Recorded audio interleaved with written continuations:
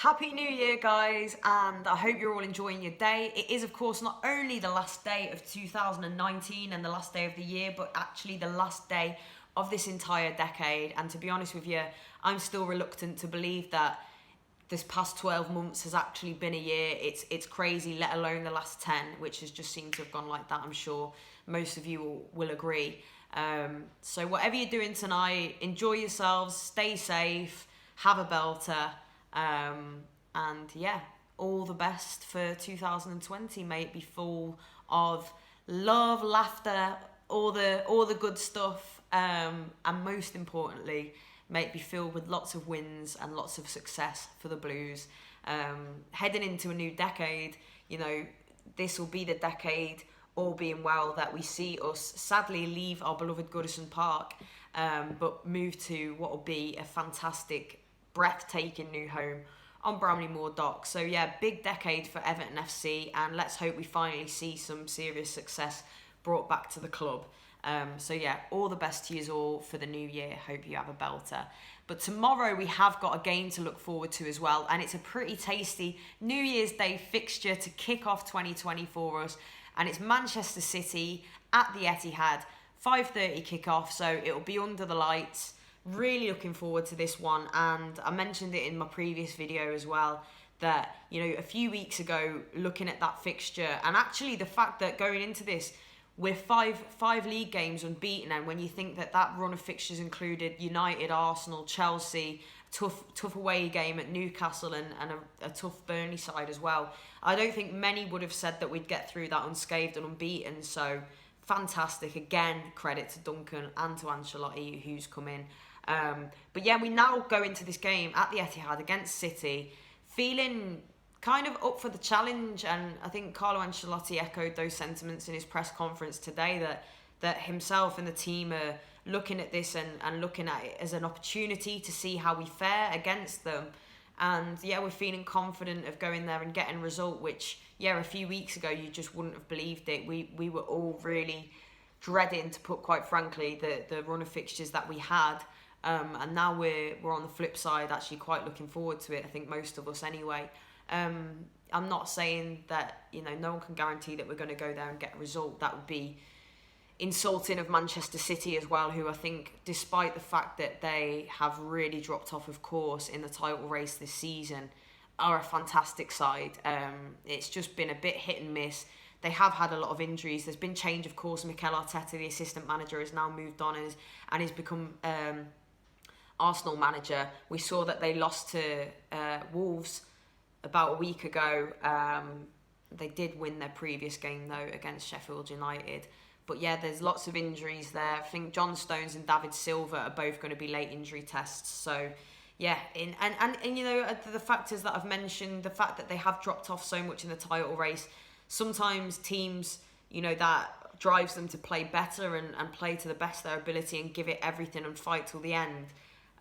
But you can see as well when teams just psychologically are defeated, feeling like they're probably out of the race now. So we'll see in the way they play how it's affected them. But we all know that City on their day are still very much one of the best football teams in the world right now, best sides. So it'll be a tough test, but I'm looking forward to how we go there and what we do. Carlo Ancelotti has said that he's inherited, thanks to the great work that Duncan's done, he's inherited a team that are full of confidence and belief, and we will believe that we are capable of going there to get a result, and that's what we're going to try and do. He said that there have been a few tweaks, both offensively and defensively, so we'll have to wait and see what he's going to do. We've seen already from Ancelotti that he is one of the best in the world for a reason, tactically, in just the 2 games that he's done. I know I've spoken about it already, but the shape, the change in formation when he's needed, the rotation of players. It's exciting because I don't know who's going to start. I don't know what he's going to start with, what he's going to do. But obviously, more than happy to just leave that to him. I believe he'll do the best for the team and go there and try and get the win. If not, get a draw. So yeah, I'm really looking forward to tomorrow and tomorrow's game, and the first of the new year for Everton, and fingers crossed we'll get some more points on the board in what's been a really, really positive period for the club. let's hope we see that continue, and we all know what's coming up after that. No bigger really than the Merseyside derby. Fortunately, it is away from home. We'd have preferred that one at Goodison, I think, but you know, we'll have to wait and see. Let's get Manchester City out the way first before I start thinking about that one too much. But it isn't too far away now, of course, less than a week. So yeah, dare I say, no, I can't ever say I'm looking forward to a derby because they make me feel sick. But yeah, it is Manchester City tomorrow. Really looking forward to that one. Carlo's Blues, can we make it 3 league wins on the bounce and see our climb in the table continue even more? Really, really hoping so. And of course, there's been talk in the newspapers, media outlets everywhere about James Rodriguez to Everton.